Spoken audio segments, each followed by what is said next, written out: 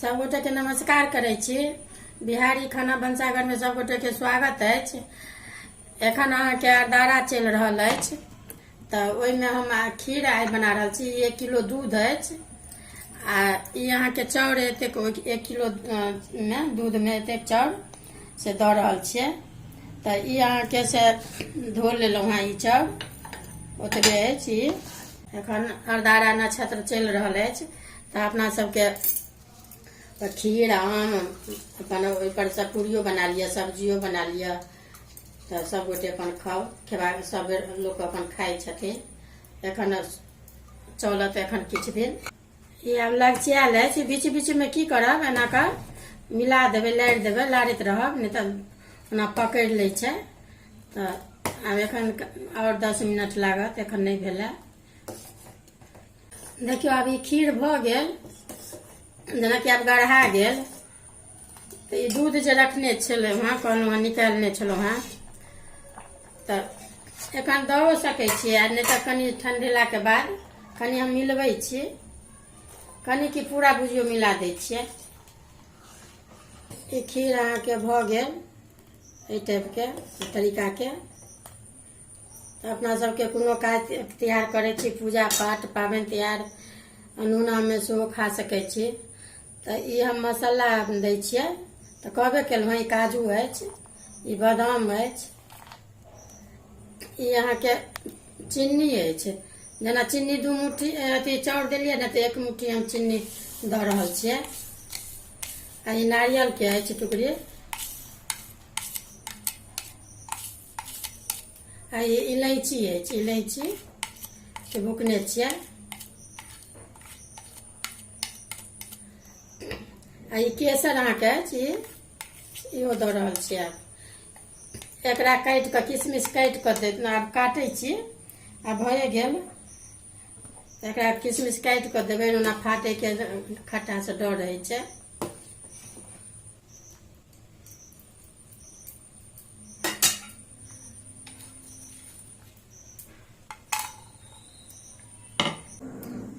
खीर बनेलहुँ हँ। आब ई ओहिसँ पूरी बना रहल छी।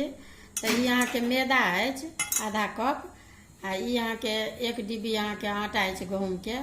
तऽ ई दुनूके मिला दै छियै। ई मैदा अछि।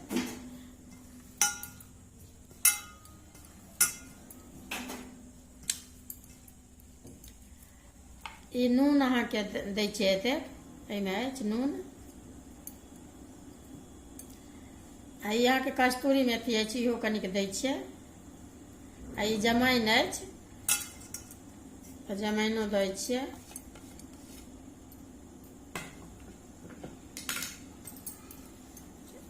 ई सब दऽ कऽ पहिले एना कऽ मिला लेब। नून अपन मिल जेतै बढ़िआँ।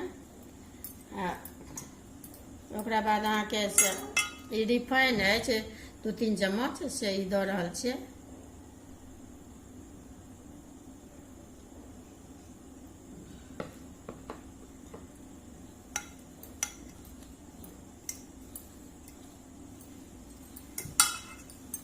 कनि देलासँ खस्ता होइ छै, कनि नीक लगै छै पूरी खाइमे।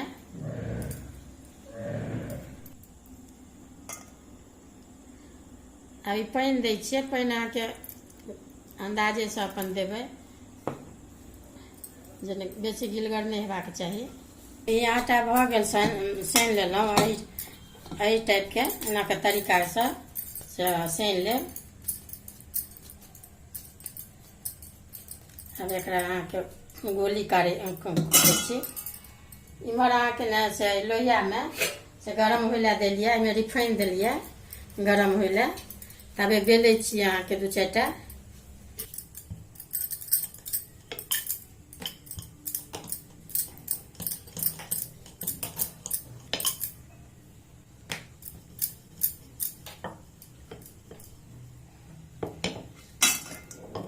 जेनाकि गरम भऽ जायत ने, बुझा जायत जे गरम, तऽ कनिक दऽ कऽ देख लेबै पहिले जाँचि कऽ। गरम भऽ जायत तऽ अपने अलगि जायत। तब ई रिफाइन अहाँके गरम भऽ गेल।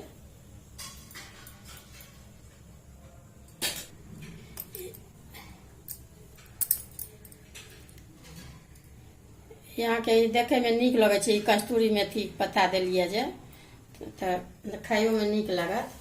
तऽ ई अहाँके दऽ रहल छी। आब एगो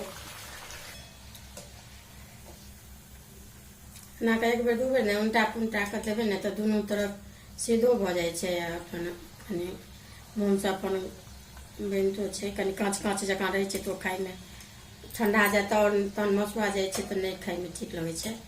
एहि टाइपके रहै छै ने एहि तरीकाके। तऽ अहाँके ठंडो आब काटै छी, भऽ गेल, निकालै छी। देखियौ खीर पहिले देखेलहुँ हेँ बनबैत, पूरी सेहो बनि गेल।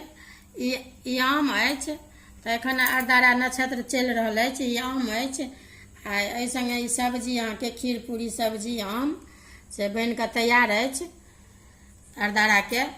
तऽ देखबै वीडियो नीक लागत तऽ लाइक करब।